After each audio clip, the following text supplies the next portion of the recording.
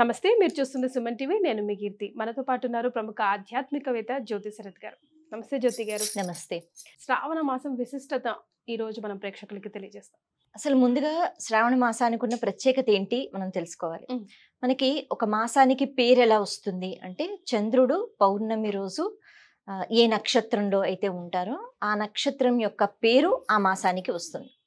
అంటే శ్రవణ నక్షత్రంలో పౌర్ణమి తిథి రోజు. పౌర్ణమినే ఎందుకు తీసుకోవాలి అంటే, చంద్రుడు పూర్తిగా నిండుగా కనిపిస్తాడు కాబట్టి. మిగతా రోజుల్లో చంద్ర కళలు అన్నవి తగ్గుతూ ఉంటాయి, పెరుగుతూ ఉంటాయి.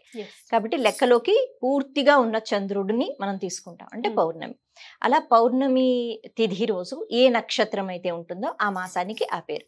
శ్రవణ నక్షత్రం ఆ రోజు ఆ పౌర్ణమి తిథి కాబట్టి శ్రావణ మాసం అనే పేరు. అయితే శ్రావణ మాసం అనేటప్పటికీ మనకి వర్షాలు పడటం అన్నవి, అంటే ఆషాఢ మాసం నుంచి మొదలైన ఇక బాగా ఎక్కువగా అన్నది శ్రావణ మాసంలో.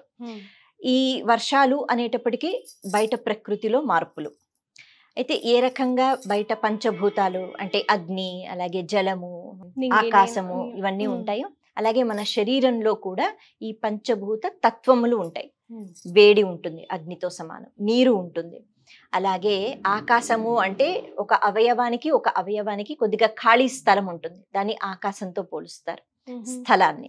అంటే అన్ని అలా కలిపి ఉండవు కదా లోపల అవయవాలు, కాబట్టి ఆ స్థలాన్ని అలా పోలుస్తారు. ఇక శరీరం మనం ఇలా కొంచెం రుద్దినట్టయితే మనకి మట్టిలాగా ఉంటుంది. కాబట్టి శరీరము ఈ పైభాగం ఏదైతే ఉందో ఇక్కడ మనకి మట్టి ఉంది అని అంటారు.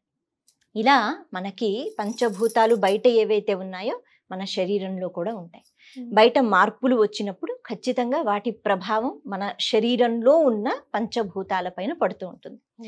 ఇక్కడ మార్పు ఎలా వచ్చింది అంటే, జల సంబంధిత మార్పు. వర్షాలు కదా, ఎక్కువగా వర్షాలు కాబట్టి ఆ వాతావరణం అంతా చల్లగా అయిపోవడము, తడిగా అయిపోవడము, అంతా బురదగా అయిపోవడం, ఈ రకమైన మార్పు. మన శరీరంలో కూడా జల శాతము అన్నది ఉంటుంది, ఎక్కువగా ఉండాలని చెప్తారు. అయితే ఈ జలం ఆ జలం ఈ రెండు మమేకం కాలేవన్నమాట. కాబట్టి ఈ సమయంలో ఎక్కువగా మనకి జలుబులు, దగ్గులు, జల సంబంధిత వ్యాధులు వస్తాయి. ఎక్కడ చూస్తే అక్కడ మనం జ్వరాలు అవి వింటూనే ఉంటాం. ఇన్ఫెక్షన్ అని, వైరల్ ఇన్ఫెక్షన్ అని, అవన్నీ ఏదో కాదు, ప్రకృతిలో జల సంబంధిత మార్పులు రావటం అన్నమాట. అయితే మరి ఈ మార్పులకి కారణం ప్రకృతి అయినా, ప్రకృతిని మనం ఇలా ఉండకూడదు అని అనలేం. ఎందుకంటే వర్షాలు లేకపోతే పంటలు పండవు. కాబట్టి ప్రకృతి స్వరూపిణి అయిన అమ్మవారిని విశేషంగా ఈ సమయంలో ఆరాధించాలి. అందుకే ఆషాఢ మాసం అంటే అమ్మవారి పూజలు, అలాగే శ్రావణ మాసంలో కూడా అమ్మవారి పూజలు రెండు రకాలుగా చేయాలి. ఒకటి భూదేవికి, ఎందుకు అంటే వర్షాలు పడాలి, బాగా పడాలి, ఆ తర్వాత పంటలు పండాలి. ఇంకొకటి శ్రీదేవికి, కేవలం ఆ పంటలు పండి డబ్బులు ఇంటికి వచ్చేస్తే సరిపోదు. డబ్బు వల్ల ఎప్పుడూ ఆనందం ఉండదు, మనశ్శాంతి ఉండాలి. ఆ డబ్బు సరైన మార్గంలో రావాలి, సరైన మార్గంలో ఖర్చు అవ్వాలి, మనకి ఆనందం ఇవ్వాలి. కాబట్టి శ్రీదేవి అంటే మహాలక్ష్మి. కాబట్టి శ్రీదేవిని, భూదేవిని ఈ సమయంలో, ఈ వర్షాకాలంలో ఆరాధించి, ప్రకృతి రూపంగా అమ్మను మనం ఆరాధిస్తూ అనారోగ్యాలు ఉండకూడదు అని ప్రార్థిస్తున్నాం. కాబట్టి శ్రావణ మాసంలో విశేషంగా పూజలు చేసుకోవాలి. ఇది ఈ మాసం యొక్క ప్రత్యేకత. చెప్పడంలో కూడా ఆడవాళ్ళకి అత్యంత ప్రీతికరమైన మాసం శ్రావణ మాసం అని చెప్తూ ఉంటారు. అంటే మిగతా ఏ పూజలు చూసినా కొద్దో గొప్ప మగవాళ్ళ ఇన్వాల్వ్మెంట్ ఉంటుంది, కానీ శ్రావణ మాసంలో మాత్రమే ఇప్పుడు వరలక్ష్మి వ్రతం అని, మంగళగౌరి వ్రతం అని అన్ని ఆడవాళ్ళకి సంబంధించి, ముఖ్యంగా మాంగళ్యానికి సంబంధించిన వ్రతాలు, నోములు ఎక్కువగా చేస్తుంటాం. ఎందుకని? మనకి అంటే మన సనాతన ధనం ఏం నేర్పించింది అంటే, ఆడపిల్లకి వివాహం అయిపోయిన తర్వాత అప్పటి నుంచి మొదలవుతాయి వ్రతాలు, నోములు అని.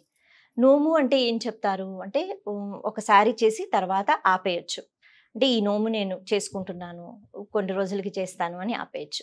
వ్రతము అంటే అది మనం జీవితాంతం చేస్తూ ఉండాలట, అంటే అవి అంత ముఖ్యము అని అంటారు. అయితే శ్రావణ మాసంలో మంగళగౌరి నోము కాదు, వ్రతం అనాలి. అలాగే శ్రావణ శుక్రవారం అది వ్రతం కింద తీసుకోవాలి. ఎందుకు అంటే ఒక్కసారి చేసి విడిచిపెట్టడం కాదు, ఎప్పుడూ చేస్తూ ఉండండి అని పెద్దవాళ్ళు మనకి చెప్పారు. అయితే కొంతమంది 5 సంవత్సరాలు, పెళ్ళైన 5 సంవత్సరాల వరకు చేసి ఆపేస్తూ ఉంటారు. కానీ వాస్తవానికి ఈ పూజ అన్నది, వ్రతం అన్నది కొనసాగిస్తూనే ఉండాలి అని అంటారు. అయితే ఆడవాళ్ళకి వివాహం అయిపోయిన తర్వాత పెద్ద మార్పు అన్నది వస్తుంది జీవితంలో. ఎందుకంటే అప్పటి వరకు వాళ్ళ ఇంట్లో పెరిగే విధానం వేరు, అక్కడున్న అలవాట్లు వేరు. అక్కడ ఏ రకంగా ప్రవర్తిస్తారో ఆ ప్రవర్తన తీరు వేరు. Completely. ఆఖరికి వంటలలో కూడా మార్పులు ఉంటాయి. కాబట్టి ఆడవాళ్ళు ఈ ఇంటికి వచ్చిన తర్వాత అప్పుడు కుటుంబం అంటే కేవలం భార్యాభర్త కాదు కదా, ఆ తల్లిదండ్రులు అంటే అత్తమామలు, అలాగే మరుదులు ఉంటే, ఆడపడుచులు ఉంటే, ఆ మరుదులు భార్య అంటే అందరూ కలిసి ఉన్న కుటుంబంగా ఉండేది. అంటే ఇంతమందితో చాలా చక్కగా ఓర్పుతో, నేర్పుతో, సహనంతో, చాలా స్నేహభావంతో మెలగాలి. భర్త అనురాగం పొందాలి, భర్త అభ్యున్నతి కోసం ఆలోచిస్తూ ఉండాలి. అలాగే తినడానికి ఎప్పుడు లోటు ఉండకూడదు కదా, ఆడవాళ్ళే ఇవన్నీ ఆలోచించాలి. ఎందుకంటే ఆడది ఆ సంసారాన్ని నడిపిస్తుంది. అప్పటి వరకు ఆ ఇంటిలోకి ఒక స్త్రీ వచ్చిన తర్వాత ఇక ఆ ఇంటి గౌరవం అన్నది బాగా పెరుగుతుంది. అంటే ఆడవాళ్ళు చాలా జాగ్రత్తగా ఉండాలి, అంతే కదా. వాళ్ళ పద్ధతులు ఏంటి, లేకపోతే వాళ్ళ మాట వినటం, నాకే అన్నీ తెలుసు అనే అహంకారం ఉండకూడదు. వాళ్ళ మాట కూడా వినగలగాలి, ఓర్పు ఉండాలి, పాటించగలగాలి. లేదు అంటే చెప్పే తీరులో చెప్పగలగాలి, ఈ నేర్పు ఉండాలి. ఇవన్నీ దేని కిందకు వస్తాయి అంటే లక్షణాలు. నాకు బాగా ఓర్పు ఉంది అంటే అది నాలో ఉన్న లక్షణం. నాకు బాగా బద్ధకంగా ఉంది, ఏ పని నేను చెయ్యను అంటే అది కూడా నాలో ఉన్న ఒక లక్షణం. కాబట్టి ఈ లక్షణాలు అన్నవి మనకి అందించేది మహాలక్ష్మీదేవి.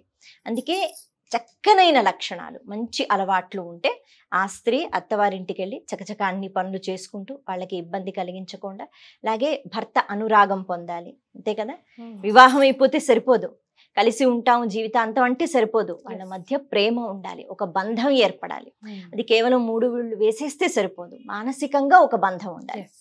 ఇవన్నిటినీ దృష్టిలో పెట్టుకుని మన పెద్దవాళ్ళు, ముఖ్యంగా ఈశ్వరుడు పార్వతి నిర్ణయం చేశారట.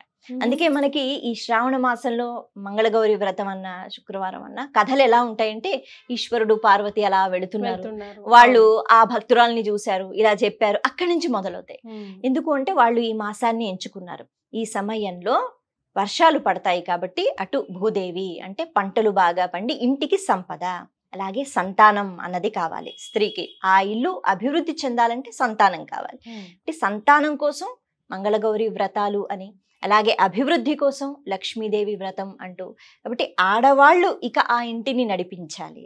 అందుకే భర్తకి సంపద వచ్చింది అంటే భర్తకే కాదు, తనకి కూడా, ఆ ఇంటికి.